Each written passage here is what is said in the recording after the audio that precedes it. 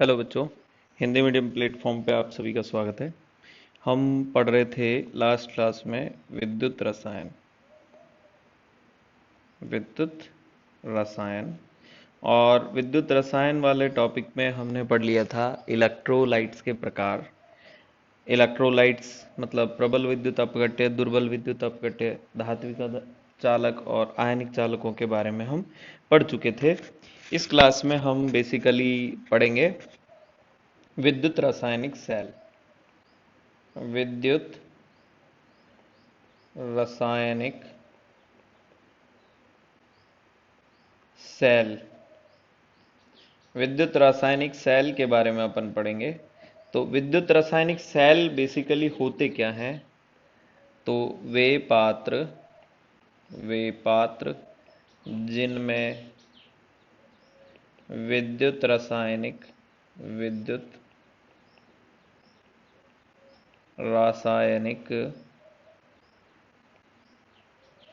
अभिक्रिया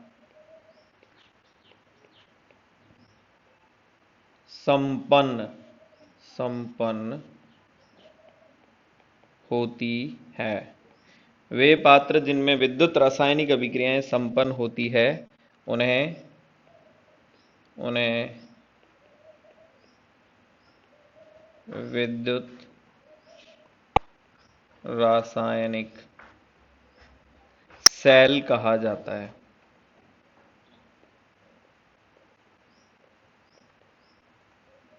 मतलब वे पात्र जिनमें विद्युत रासायनिक अभिक्रियाएं संपन्न होती है उन्हें विद्युत रासायनिक सेल कहा जाता है। क्लियर? अब विद्युत रासायनिक सेल जो होते हैं वो दो प्रकार के होते हैं। विद्युत रासायनिक सेलों के प्रकार। बेसिकली विद्युत रासायनिक सेल जो होते हैं वो दो प्रकार के होते हैं। पहला होता है विद्युत अपघटनी सेल। पहला प्रकार होता है विद्युत अपघटनी सेल और दूसरा प्रकार होता है विद्युत देखो विद्युत रासायनिक नहीं, सेलों का प्रकार। बेसिकली सेल कितने प्रकार के होते हैं? तो दो प्रकार के होते हैं। एक तो विद्युत अपघटनी सेल और दूसरा होता है विद्युत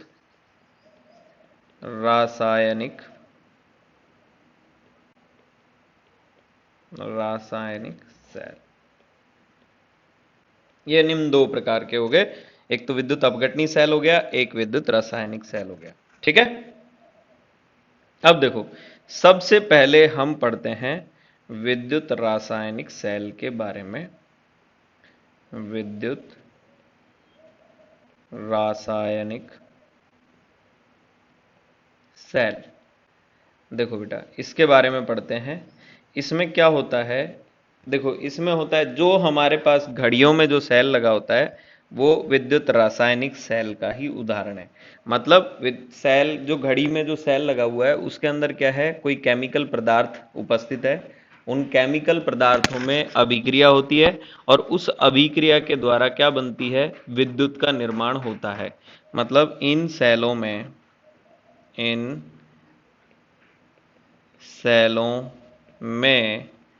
विद्युत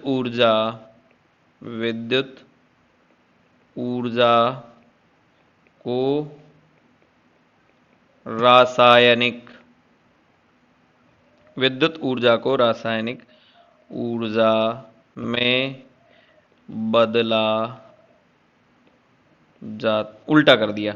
देखो, विद्युत रासायनिक सेल में क्या होगा? उल्टा कर दिया। मतलब उसमें क्या है कि एक रासायनिक पदार्थ भरे होते हैं तो रासायनिक अभिक्रिया होती है जिससे विद्युत उत्पन्न होती है। तो इन सेलों में रासायनिक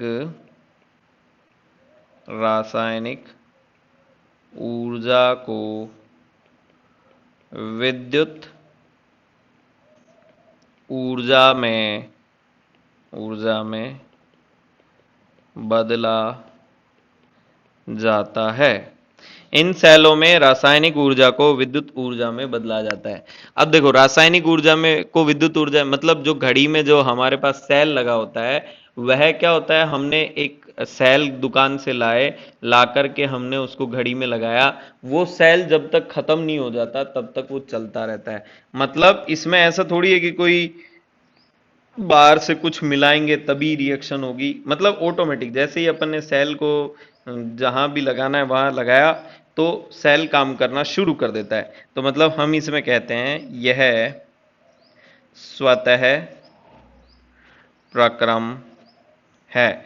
स्वतः प्रक्रम का मतलब है कि बिना किसी बाहरी फोर्स के सेल ऑटोमेटिक काम करना शुरू करता है। जब तक वो खत्म नहीं हो जाता तब तक वो खुद ही चलता रहेगा। अपन को उसमें कुछ बाहर से बनाने की उसमें कोई जरूरत नहीं है। अब देखो, जो बेटा स्वतः प्रक्रम होता है उसका डेल्टा जी का मान होता है नेगेटिव। तो इन प्रक्रमों के लिए डेल्टा जी निगेटिव होता है। और देखो बेटा, डेल्टा जी क्या होता है, डेल्टा जी बराबर होता है -NFe सेल। देखो यहां एन होता है इलेक्ट्रॉन की संख्या, एफ है फैराडे नियतांक, फैराडे नियतांक, और ई है विभव। तो देखो भाई, यहां पर एन की वैल्यू मतलब इलेक्ट्रॉन की संख्या नेगेटिव नहीं हो सकती, ना ही फैराडे नियतांक नेगेटिव पॉजिटिव हो सकता है। तो बेसिकली यहां पर डेल्टा जी को यदि अगर मुझे नेगेटिव बनाना है तो क्या करना पड़ेगा, यदि अगर मुझे डेल्टा जी को नेगेटिव बनाना है तो मेरे पास क्या होना चाहिए बताओ। देखिए,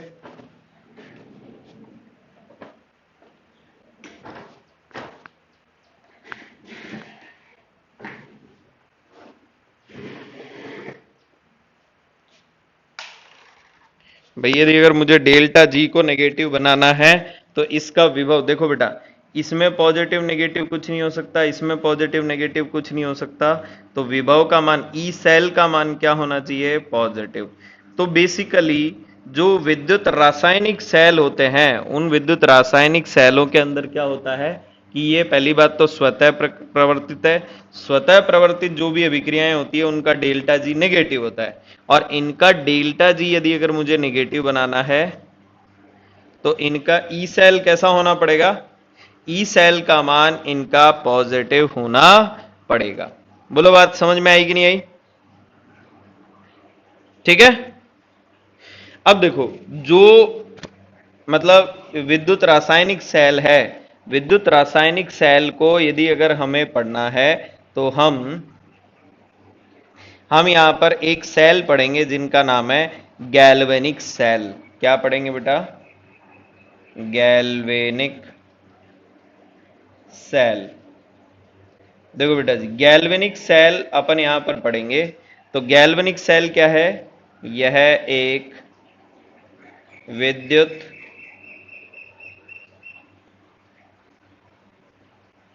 रासायनिक सेल का उदाहरण है। यह एक विद्युत रासायनिक सेल का उदाहरण है। दूसरा पॉइंट है, यह दो कंपोनेंट से मिलकर बना होता है। यह दो कंपोनेंट से मिलकर बना होता है। यह कितने कंपोनेंट से मिलकर बना है भाई, यह दो कंपोनेंट से मिलकर बना हुआ है। दो कंपोनेंट कौन कौन से होते हैं, दो कंपोनेंट है बेटा, एक है एनोड, एनोड। देखो बेटा जी, एनोड क्या होता है, वह इलेक्ट्रोड, वह इलेक्ट्रोड जिस पर ऑक्सीकरण, ऑक्सीकरण अभिक्रिया, अभिक्रिया संपन्न होती है। वह इलेक्ट्रोड जिस पर ऑक्सीकरण अभिक्रिया संपन्न होती है उसे कहते हैं एनोड। मतलब कह सकता हूं एनोड पर सदैव ऑक्सीकरण ऑक्सीकरण अभिक्रिया संपन्न होती है। मतलब पॉइंट समझ में आया क्या? एनोड पर सदैव ऑक्सीकरण अभिक्रिया संपन्न होती है। बोलो पॉइंट समझ में आया? अब देखो, जो गैल्वेनिक सेल का एनोड होता है, गैल्वेनिक सेल में जिंक की रॉड को जिंक सल्फेट के विलयन में डुबोया जाता है। मतलब मैं कह रहा हूं गैल्वेनिक सेल में एनोड के रूप में, गैल्वेनिक सेल में एनोड पर क्या होता है बेटा? जिंक की छड़ को ZnSO4 के विलयन में डुबोया जाता है। मतलब क्या कर रहे हैं? गैल्वेनिक सेल में एनोड पर क्या हो रहा है बेटा? जिंक की छड़ को किस में डुबो रहे हैं अपन?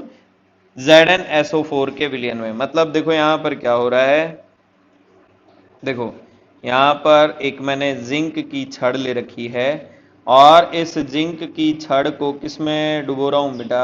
ZnSO4 के विलयन में। मतलब ये जिंक की रॉड है और इसको किस में डिप किया है बेटा? ZnSO4 में। अब देखो एनोड है, मतलब यहां पर ऑक्सीकरण हो रहा है। अब मैं यहां पर एक पॉइंट लगा के लिखूंगा जो आपको ध्यान रखना चाहिए कि ऑक्सीकरण सदैव धातु का होता है। मतलब यहां पर किसका होगा बेटा? ऑक्सीकरण सदैव धातु परमाणु का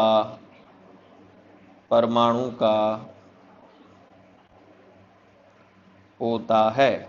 ऑक्सीकरण सदैव किसका होता है? धातु परमाणु का। बोले तो यहां जो जिंक की छड़ थी वो ऑक्सीकृत होगी और ये किस में बदलेगी बेटा? Zn2 positive plus 2 electron. बोलो बात समझ में आई कि नहीं आई? क्लियर? अब देखो दूसरी चीज, गैल्वेनिक सेल में एनोड को लेफ्ट साइड तथा कैथोड को राइट साइड में लिखा जाता है। मतलब एनोड को कहां लिखेंगे? लेफ्ट साइड में, और कैथोड को कहां लिखेंगे? राइट साइड में। मतलब ये अपन आगे धीरे धीरे पढ़ेंगे। अगला पॉइंट यहां पर एक और चीज पढ़ रहे हैं कि एनोड का रिप्रेजेंटेशन धातु से धातु आयन की ओर होता है। मतलब मैं कह रहा हूं एनोड का रिप्रेजेंटेशन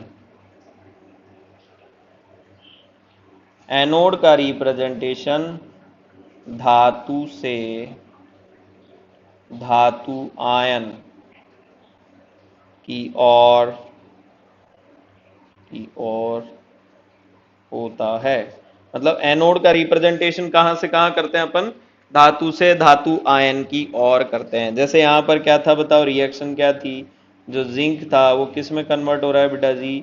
Zn2 पॉजिटिव। मतलब धातु है जिंक और धातु आयन है Zn2 पॉजिटिव। तो बताओ एनोड का रिप्रेजेंटेशन समझ में आया? कहां से कहां हो रहा है बेटा जी? धातु से धातु आयन की ओर। क्लियर? कैसे होता है, क्या होता है, ये अपन सेल रिप्रेजेंटेशन में आगे पढ़ेंगे। तो देखो बेटा एनोड पे क्या बताया? एनोड वह इलेक्ट्रोड होता है जिसपे ऑक्सीकरण अभिक्रिया होती है। एनोड पर सदैव ऑक्सीकरण अभिक्रिया ही संपन्न होती है, रिडक्शन कभी नहीं हो सकता, चाहे वो गैल्वेनिक सेल हो चाहे वो विद्युत अपघटनी सेल हो। गैल्वेनिक सेल में एनोड कैसे बनाते हैं? इसका जिंक की रॉड को जिंक सल्फेट के विलयन में डुबोया जाता है।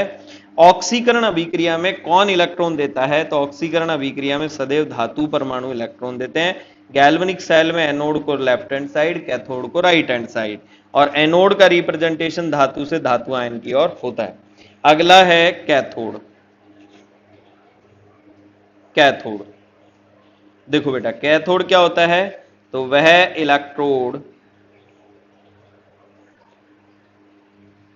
इलेक्ट्रोड, जिस पर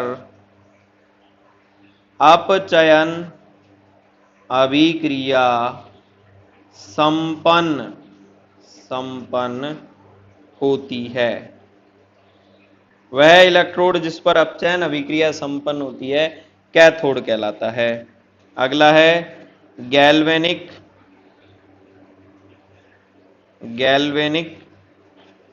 सेल में कैथोड निर्माण के लिए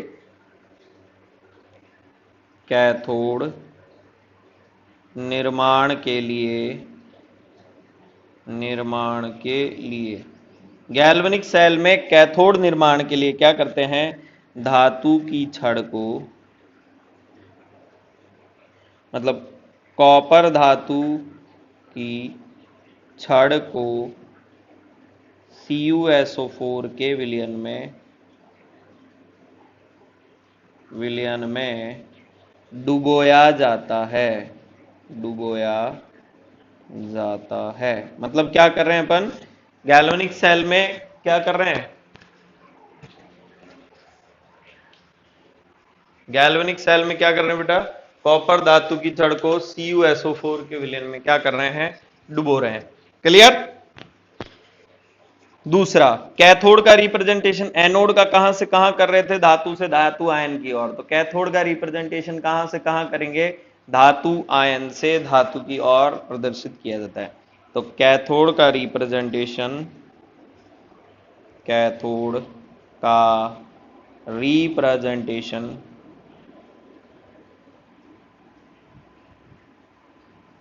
धातु आयन से धातु की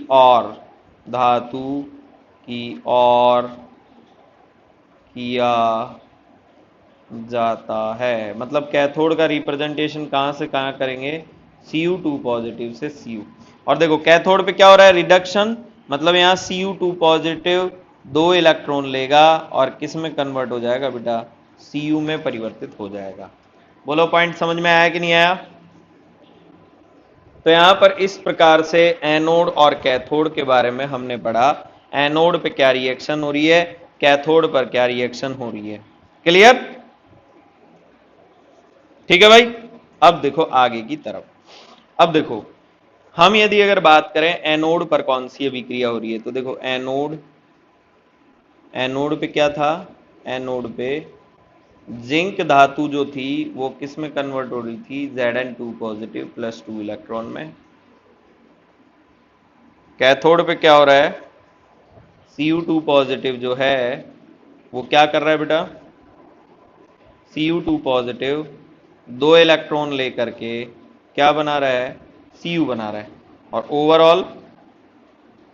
ओवरऑल अभिक्रिया में क्या हो रहा है?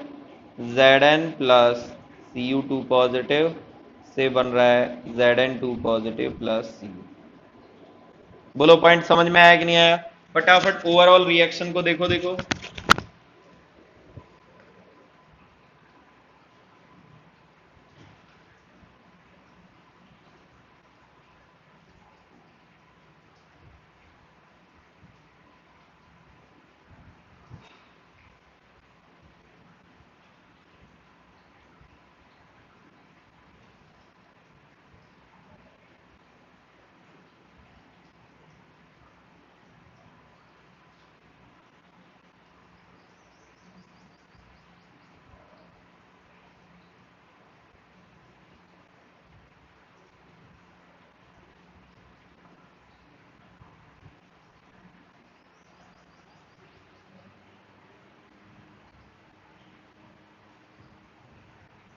देखो बेटा, हमने एनोड कैथोड दोनों पढ़ लिया। एनोड क्या होता है, कैथोड क्या होता है।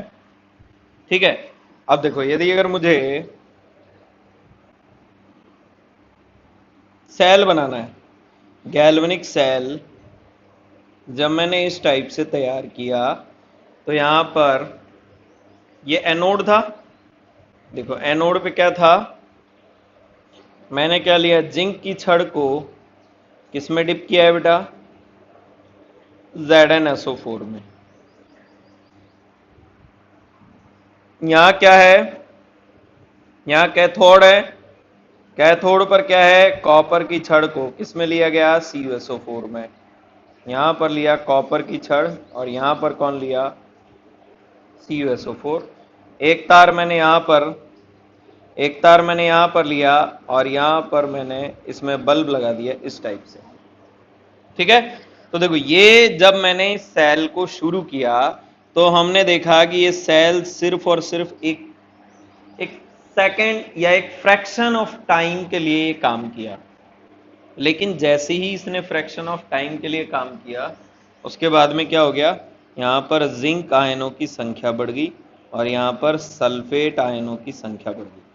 तो जब जिंक आयनों की संख्या बढ़ी और जो सल्फेट आयनों की संख्या बढ़ी, इसकी वजह से क्या होगा, इसकी वजह से सेल काम करना बंद कर देगा। और मैं क्या करूंगा, यहाँ पर एक नया मुझे इंस्ट्रूमेंट इसमें अप्लाई करना पड़ेगा और उस इंस्ट्रूमेंट को मैं नाम देता हूं क्या, सॉल्ट ब्रिज। क्या नाम देता हूं इसको, सॉल्ट ब्रिज। इस सॉल्ट ब्रिज के बारे में अपन पढ़ते हैं कि भाई ये सॉल्ट ब्रिज क्या होता है और इसका काम क्या है। तो देखो इसका है सॉल्ट ब्रिज। देखो सॉल्ट ब्रिज का काम क्या है, पहली बात तो देखो इधर में जो जिंक आयन बन गए थे उनको न्यूट्रलाइज करना है, इधर में जो सल्फेट आयन बन गए हैं इसको न्यूट्रलाइज करना है। क्योंकि सेल ने काम करना बंद क्यों किया, क्योंकि देखो इधर ऑक्सीकृत होकर के जिंक आयन बना, इधर कॉपर चला गया तो बचा हुआ सल्फेट आयन रह गया। तो मतलब पहला काम क्या है कि इसमें जो अधिकता में बने हुए आयन्स हैं उनको न्यूट्रलाइज करना है इसको। तो यहां पर क्या काम कर रहा है, यह आयनों को उदासीन करता है। मतलब यह आयनों को उदासीन करेगा जिससे क्या हो, विद्युत का फ्लो बना रहे। दूसरा क्या होता है, यह आंतरिक आंतरिक परिपथ को पूर्ण करता है। देखो बेटा आंतरिक परिपथ क्या है कि भाई इलेक्ट्रॉन जब मान लो यहां से लेकर के यहां तो चला गया, लेकिन इधर से इधर में जो फ्लो है, क्योंकि कंप्लीट फ्लो होना चाहिए, तो पहली बात तो क्या है, ये आयनों को उदासीन करता है। दूसरा ये आयनिक परिपथ को पूर्ण करता है। तीसरा देखो, तीसरा पॉइंट यह है कि जब इधर में धनावेश बन गया और इधर में ऋणावेश बन गया तो इन दोनों के जहां पर ये मिल रहे हैं वहां पर एक विभव उत्पन्न होता है। क्या उत्पन्न होता है, विभव, विभव उत्पन्न हो रहा है। इस विभव को क्या कहते हैं, लिक्विड जंक्शन पोटेंशियल। यदि अगर मैंने इसमें सॉल्ट ब्रिज बना दिया तो ये ना जिंक बनेगा ना सल्फेट बनेगा। जब ये दोनों ही नहीं बनेंगे तो ये विभव भी नहीं रहेगा। तो मतलब मैं कह सकता हूं कि सॉल्ट ब्रिज क्या होता है, यह लिक्विड जंक्शन पोटेंशियल को कम करता है या समाप्त करता है। क्लियर। अगला पॉइंट क्या है, यह विद्युत को, विद्युत धारा को बनाए रखता है। यह क्या करता है बेटा, विद्युत धारा को बनाए रख रहा है। मतलब विद्युत धारा, यदि अगर सेल का ये एलजेपी, मतलब यदि अगर इसमें से ये हटा देता हूं मैं, यदि अगर मैं यहां से हटा देता हूं,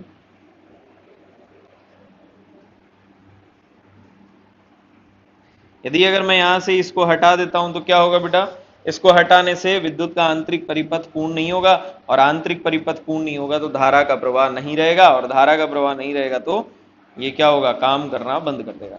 चलें आगे।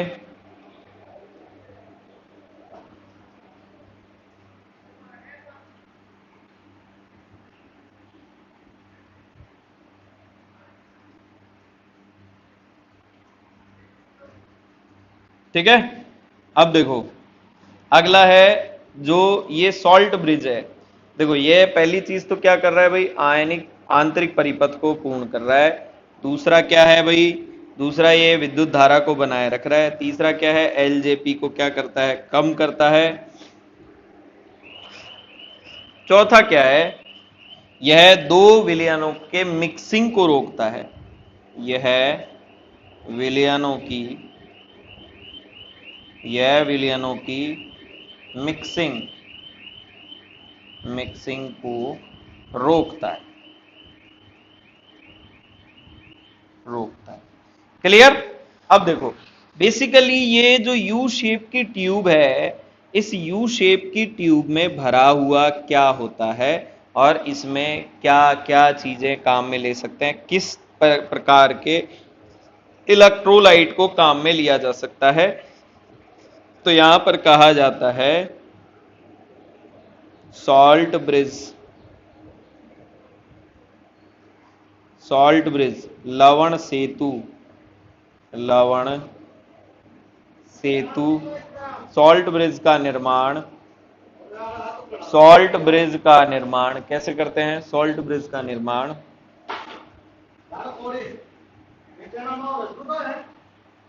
सॉल्ट ब्रिज के निर्माण के लिए सॉल्ट ब्रिज के निर्माण के लिए सॉल्ट ब्रिज के निर्माण के लिए यू आकार यू आकार की नली में यू आकार की नली में प्रबल विद्युत अपघट्य को एगार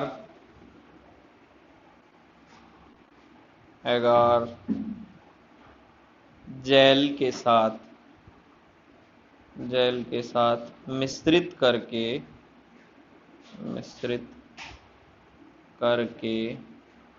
भरा जाता है। मतलब सॉल्ट ब्रिज का निर्माण कैसे करेंगे कि इसमें क्या होती है, एक यू आकार की ट्यूब है और इस यू आकार की ट्यूब में अपन क्या ले रहे हैं, इसमें प्रबल विद्युत अपघट्य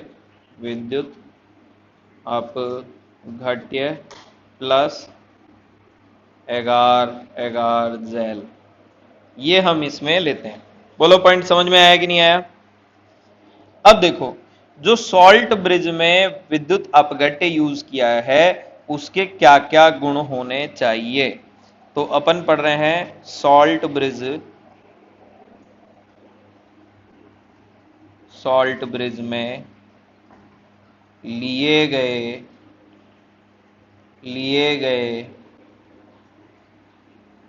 विद्युत अपघट्य के गुण। सॉल्ट ब्रिज में लिए गए विद्युत अपघट्य के गुण।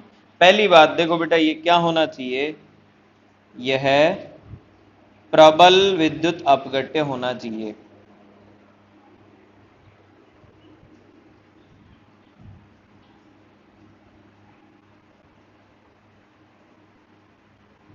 कैसा होना चाहिए, प्रबल विद्युत अपघट्य, मतलब यह पूर्णतया वियोजित हो जाए आराम से। दूसरा पॉइंट क्या है, धनायन तथा ऋणायन की चालकता का मान बराबर होना चाहिए। धनायन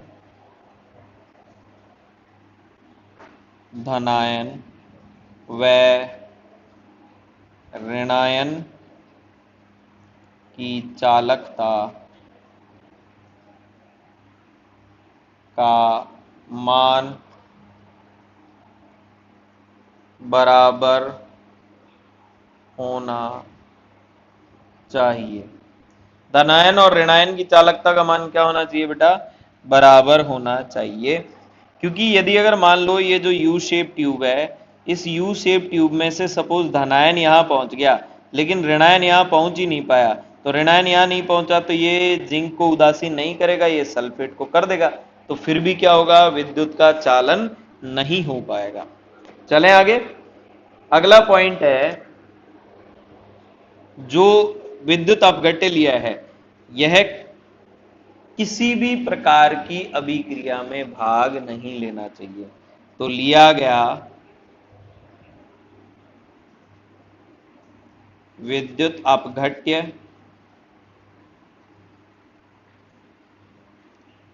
किसी भी प्रकार की